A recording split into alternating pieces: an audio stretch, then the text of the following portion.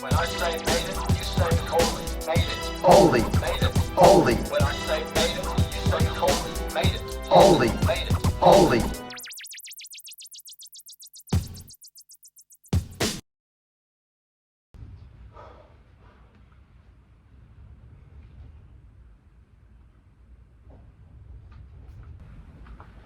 Moses took the anointing oil and anointed the tabernacle and made it holy.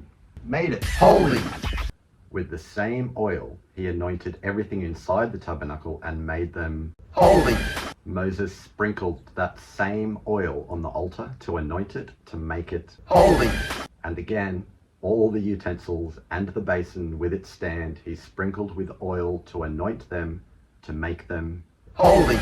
Then he poured some of that same oil on Aaron's head and anointed him to make him holy. The same oil, everything, the tent, its furniture, even the high priest are all made holy using that same oil. Yeah, there's no gap in the text. You're supposed to see Aaron as a part of the holy furniture, connected to the tabernacle. It's like he's being painted with the same brush. He shares the same DNA as the tabernacle. Is it only the high priest that's connected to God's house, or all priests? So verse 30 says Moses took some of that same anointing oil and some of the blood which was on the altar and sprinkled it on Aaron, on his garments, and on his sons and on their garments, and he set them apart and made them holy. But hang on, the priests are sprinkled with the blood from the altar. The same blood that purified the altar also purifies the priests? Yep, priests share a special connection to God's altar, but there's more connectedness.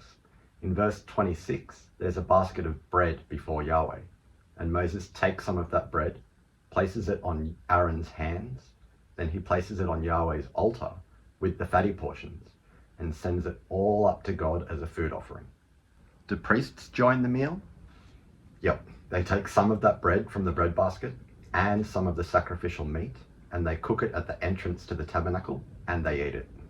Same bread. They're eating Yahweh's food. They're eating from Yahweh's table.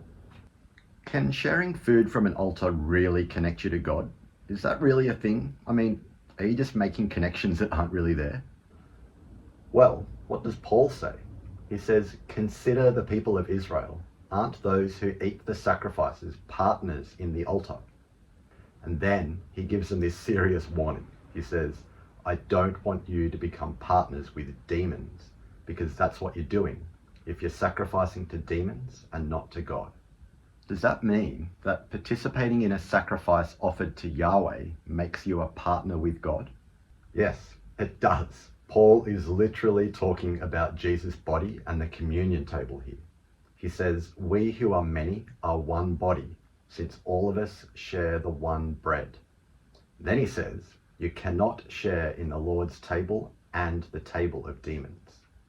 Okay, so we're like priests eating food at Yahweh's table, but are we also purified by blood and connected to the altar? Well, Hebrews talks about how we're sprinkled with Jesus' blood. new covenant blood, and that we have an altar, a new covenant altar, that old covenant priests could not eat from.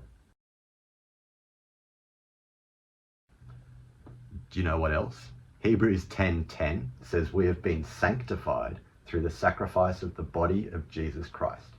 Whoa, we've been sanctified, which means we've been made holy through the offering of the body of Jesus Christ.